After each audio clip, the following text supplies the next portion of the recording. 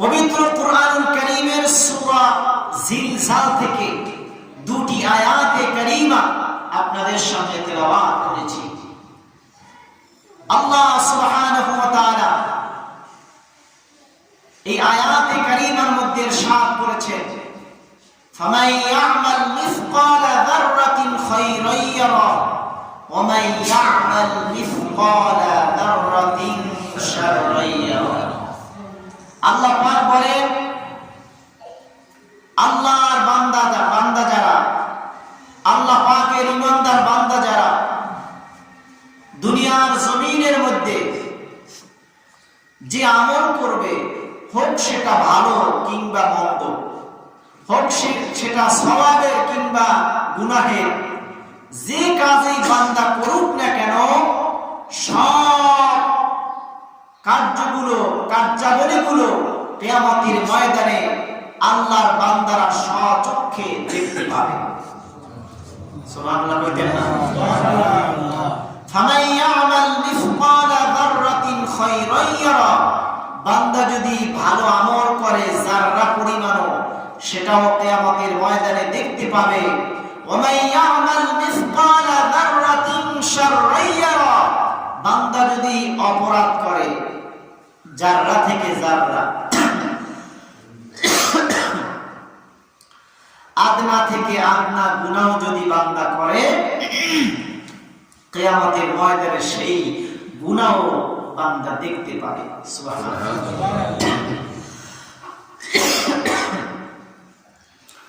আল্লাহ সুবহানাহু ওয়া তাআলা বলেন, ফামান উতিয়া কিতাবাহু বিয়ামিনিহি, কিয়ামতের ময়দানে আল্লাহ সুবহানাহু ওয়া তাআলাকে যখন আমলনামা ডান হাতে দেওয়া হবে,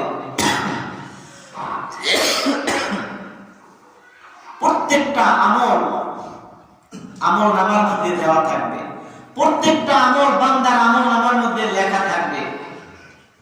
কিয়ামতের ময়দানে ওই সব আমলগুলো বান্দার আমলনামার মধ্যে হিসাবের খাতার ভিতরে আল্লাহ সুবহানাহু ওয়া তাআলা লিপিবদ্ধ করে দিবেন। সুবহানাল্লাহ। কথা কি বোঝা যায়? বুঝেন? তার সারা জীবনের সমস্ত আমল আল্লাহ তাআলা তার আমলনামার খাতায় প্রত্যেকটা রেকর্ড করে লিপিবদ্ধ করে দিবেন। যেটা ভালো করেছে সেটাও লিখবেন, যেটা খারাপ করেছে সেটাও লিখবেন, মানুষের প্রতি জুলুম করেছে সেটাও লিখবেন। প্লিজ কথা বলবেন না, চুপচাপ টাকা দিয়ে চলে যাবেন, কোনো কথা বলবেন না। মানুষ তার জীবনে যেটা করেছে সব লিখবেন। কিরামান কাতিবিন, কিরামান কাতিবিন ইয়ালামুনা মা তাফআলুন। আল্লাহ পাকের কোরআন বলছে কিরামান কাতিবিন, ডানে বামে দুইজন ফেরেশতা আল্লাহ রাব্বুল আলামিন লিখে রেখেছেন। কিরামান কাতিবিন ইয়ালামুনা মা তাফআলুন, ইয়ালামুনা মা তাফআলুন। বান্দা তার জীবনে যা করে প্রত্যেকটা আমল কিরামান কাতিবিন লিখে রাখেন। ঠিক কি না বলেন? বান্দা যদি মানুষের প্রতি জুলুম করে সেটাও লিখে রাখবেন, বান্দা যদি মানুষের উপকার করে সেটাও লিখে রাখবেন। সুবহানাল্লাহ। বান্দা যদি আরেকজন প্রতিবেশীর হক নষ্ট করে সেটাও লিখে রাখবেন, বান্দা যদি আমানতের খেয়ানত করে সেটাও কিরামান কাতিবিন লিখে রাখবেন। ঠিক কি না? সব রেকর্ড আল্লাহর কাছে আছে, আল্লাহ সব জানেন, আল্লাহ সব দেখেন। তারপরেও আমার আল্লাহ কিরামান কাতিবিন ফেরেশতার মাধ্যমে বান্দাদের আমলগুলো লিপিবদ্ধ করে রাখবেন, রেকর্ড করে রাখবেন, লিখে রাখবেন, যেন বান্দা কিয়ামতের ময়দানে বলতে না পারে, আল্লাহ আপনি আমার প্রতি জুলুম করেছেন, এই পাপ আমি করি নাই, তারপরেও আপনি আমার নামে চালাইয়া খাতার মধ্যে লিখে দিয়েছেন। এই গুনাহ আমি করি নাই, তারপরেও আপনি আমার নামে গুনাহগুলো লিখে দিয়েছেন। এই কথা যেন কিয়ামতের ময়দানে আল্লাহর বান্দারা যেন বলতে না পারে, সেজন্য আমার আল্লাহ রেকর্ড করছেন। সুবহানাল্লাহ। অডিও রেকর্ড, ভিডিও রেকর্ড সব আমার আল্লাহ লিপিবদ্ধ করছেন। ইকরা কিতাবাকা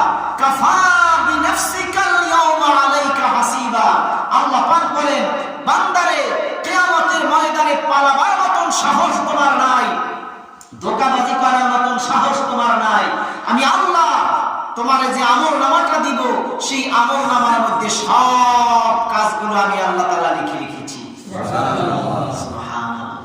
কোন জায়গায় ধোঁকাবাজি করেছেন, কোন জায়গায় মানুষকে কষ্ট দিয়েছেন, কোন জায়গায় আমানতের খেয়ানত করেছেন, কোথায় কি পাপাচার করেছেন, অনাচার করেছেন, জুলুম করেছেন, সব আমার আল্লাহ তাআলা লিখে রাখবেন। ঠিক কি না বলে? পালানো যাবে? কিয়ামতের ময়দানে আল্লাহ পাক ডেকে বলবে, আইনাল জাবাবিরা, ও অহংকারী বাদশারা, আজই হাসরের ময়দানে তোমরা কোথায়? আসো আমার সামনে জবাব দিয়ে যাও। আল্লাহু আকবার, আল্লাহু আকবার। আইনাল জাবাবিরা, ও অহংকারী বাদশারা, আইনাজ জালিমিন, ও জুলুমবাজেরা, অত্যাচারী ব্যক্তিরা কোথায়? আজই হাসরের ময়দানে আমার সামনে জবাব দিয়ে যাও। সুবহানাল্লাহ। ঠিক কি না বলে?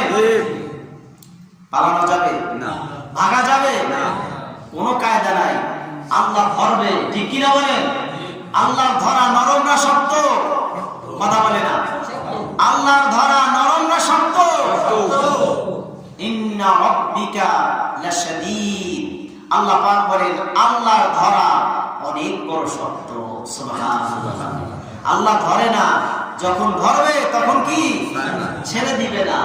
আল্লাহ ধরবে না, কিন্তু ধরবে ধৈর্য ধরে। যখন ধরবে বান্দারে 1 সেকেন্ড সময় পৃথিবীতে বাঁচার সুযোগ তোমাকে দেওয়া হবে না। ঠিক কি না? আল্লাহ সুবহানাহু ওয়া তাআলা বলেন, কুল জাআল হক ওয়া যাহাকাল বাতিল ইন্নাল বাতিলা কানা যাহুকা। আল্লাহ পাক বলেন সত্য প্রকাশ্য দিবালোকের ন্যায়, আর মিথ্যা বিতাড়িত। মিথ্যার কোনো জয় নাই, মিথ্যা ধ্বংস হয়ে যাবে, মিথ্যা বিতাড়িত হয়ে যাবে, সত্য পৃথিবীর বুকে বিজয় লাভ করবে। ঠিক কি না? পৃথিবীর বুকে সত্য বিজয় লাভ করবে। কিন্তু আমরা বুঝি না, আমরা মুসলমানরা আজকে সারা দুনিয়ায় মার খাচ্ছি। আমরা সারা দুনিয়ায় 2-2.5 কোটি 3 কোটি মুসলমান, আর বেঈমান ইহুদি নাস্তিক বেঈমানেরা হচ্ছে মাত্র 1-1.5 কোটি। তারপরেও আজকে আমরা মুসলমানেরা মার খাচ্ছি। কারণ হচ্ছে আমরা ইসলামী আদর্শ থেকে সরে গিয়েছি, আমরা কোরআন থেকে দূরে সরে গিয়েছি, আমরা রাসূলুল্লাহর আদর্শ থেকে দূরে সরে যাওয়ার কারণে আজকে বেঈমানদের দ্বারা আমরা নির্যাতিত, বেঈমানদের দ্বারা আমরা অত্যাচারিত। ঠিক কিনা বলেন?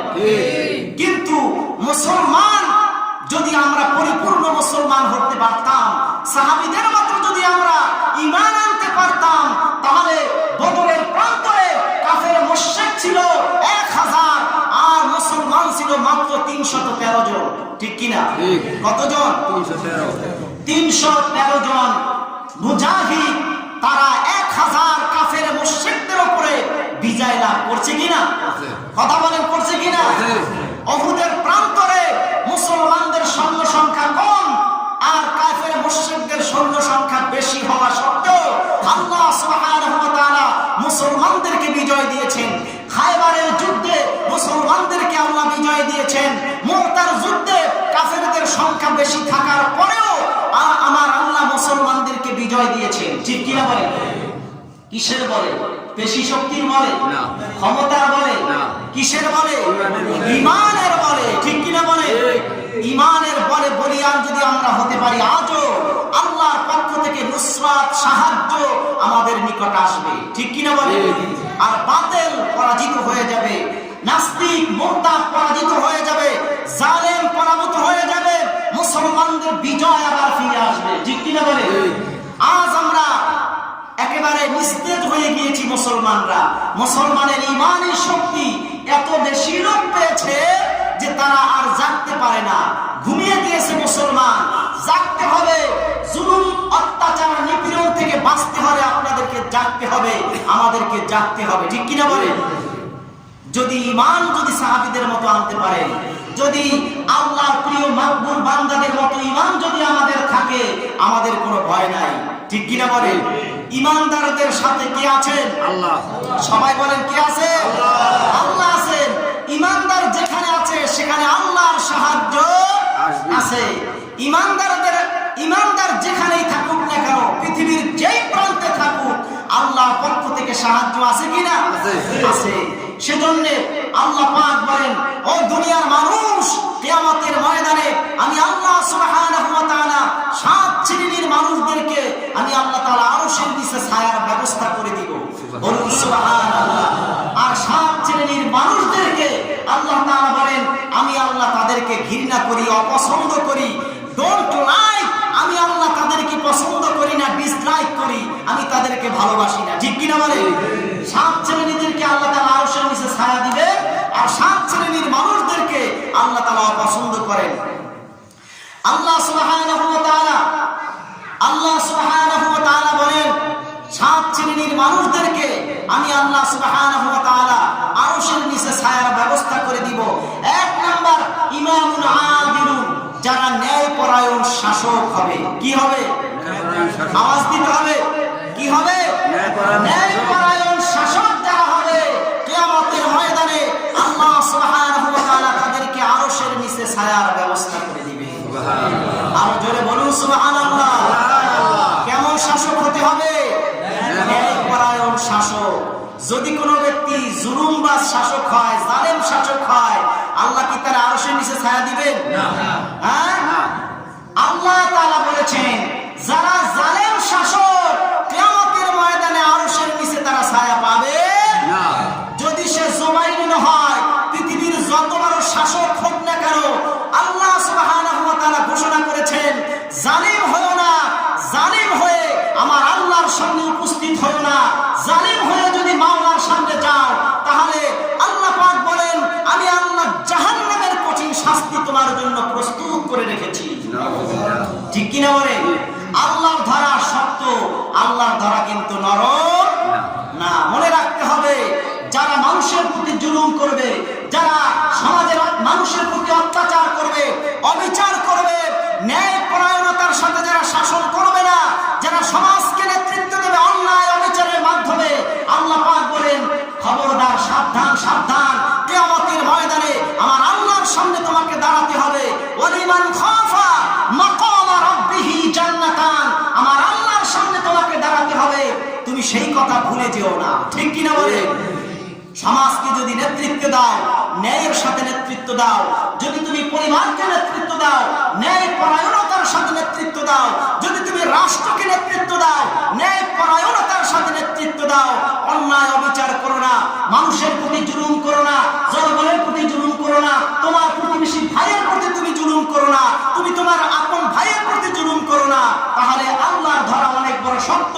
যেদিন আল্লাহ ধরবেন সেদিন তোমাকে ছেড়ে দিবেন না। ঠিক কিনা বলে? ইন্না জাহান্নামা কানাত মিরসাদা লিত-তাগীনা মাআবা লাবিসিনা ফিহা আহকাবা। আমার আল্লাহ বলেন জাহান্নাম এমন এক ভয়াবহ জায়গা যেখানে তুমি কে আমি কে আপন পর চিনবে না। ঠিক কিনা বলেন? আপন পর চিনবে না। আল্লাহ পাক বলেন 19 আমি আল্লাহ জাহান্নামের মধ্যে 19 জন ফেরেশতা ফিট করে রেখেছি। কয়জন? সবাই বলেন 19 জন ফেরেশতা আমি আল্লাহ তাআলা ফিট করে রেখেছি তোমাকে শাস্তি দেওয়ার জন্য। তুমি কিন্তু সেই দিন রেহাই পাবা না, মুক্তি পাবা না। মানুষের প্রতি জুলুম করো না। আল্লাহ পাক যেদিন ধরবেন সেদিন ছেড়ে দিবেন না। ঠিক কিনা বলেন? আমি কে? আমি যত বড় আলেম হই না কেন, আমি যদি মানুষের প্রতি জুলুম করি, আল্লাহ আমাকেও ছাড়বেন না। ঠিক কিনা? আপনি যদি মানুষের প্রতি জুলুম করেন, আপনাকেও ছাড়বে না। আপনি যত বড় ক্ষমতার অধিকারী হোক না কেন, আপনি যত বড় সম্পদের মালিক হোক না কেন, আপনাকেও আমার আল্লাহ ছেড়ে দিবে না।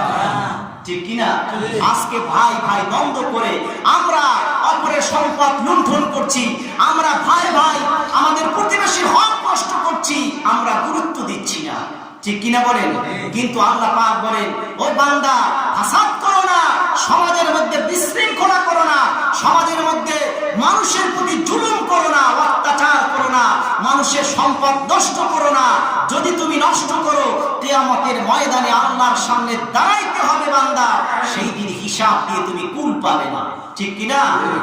সেজন্য আল্লাহ পাক সতর্ক সাবধান করে দিচ্ছেন, ও বান্দা, ও আমার বান্দারা শোনো, ফামাইয়ামাল মিসকালা যাররাতিন খায়রান ইয়ারা ওয়া মাইয়ামাল মিসকালা যাররাতিন শাররান ইয়ারা। এক সরিষার দানা, আপনারা জানেন শীতকালে এই যে বর্তমান মৌসুম, এই মৌসুমে দেখবেন টিনের ঘরে যদি টিনের ছোট্ট একটা ছিদ্র থাকে, ওই ছিদ্র দিয়ে যখন আপনি তাকাবেন কাছে গিয়া দেখবেন গুড়ি গুড়ি বালুকণার মতো উড়ে যাচ্ছে, ঠিক কিনা? গুড়ি গুড়ি বালুকণা উঠছে, কিন্তু এটা খালি চোখে দেখা যায় না, ঠিক কিনা বলেন? খালি চোখে দেখা যায়? আপনি দেখবেন টিনের ফাঁকা দিয়ে একটা আলো বের হয়, একটা আলো রশ্মি আসে, ওটার কাছে গিয়ে যখন আপনি দেখবেন হাজার হাজার ধূলিকণা উঠছে। হাদিসের ভাষায় মুফাসসিরগণ বলেছেন, মুহাদ্দিসগণ বলেছেন, এই যে ছোট্ট বালুকণা, এই ছোট্ট ছোট্ট বালুকণাকে জাররা বলা হয়। সুবহানাল্লাহ। কি বলা হয়? জাররা বলা হয়। এই এতটুকু পরিমাণ ভালো কাজ যদি আপনি করেন, সেই ভালো কাজটাও আমার আল্লাহ কিয়ামতের ময়দানে মিজানের পাল্লায় উঠাইয়া দিবেন। সুবহানাল্লাহ। আর অতটুকু খারাপ কাজ, অন্যায় কাজ, পাপের কাজ, গুনার কাজ যদি আপনি করেন, তাহলে সেটাও আমার আল্লাহ মিজানের পাল্লায় উঠাইয়া দিবেন, ঠিক কিনা বলেন? সেজন্য সকল গুনাহের কাজ থেকে বিরত থাকা আমাদের দরকার আছে কিনা? আমরা সবাই ভালো মানুষ হতে চাই কি চাই না? আমরা সবাই জান্নাতে যাইতে চাই কি চাই না? আমরা কি মদ খেয়ে জান্নাতে যেতে পারবো? সুদ খেয়ে, ঘুষ খেয়ে, হারাম খেয়ে, জুয়া খেলে, তাস খেলে, জেনা ব্যভিচার করে যাওয়া যাবে? আল্লাহর ধরা শক্ত না নরম? এই পাপ কাজ করে আবার আপনি জান্নাতও চাইবেন?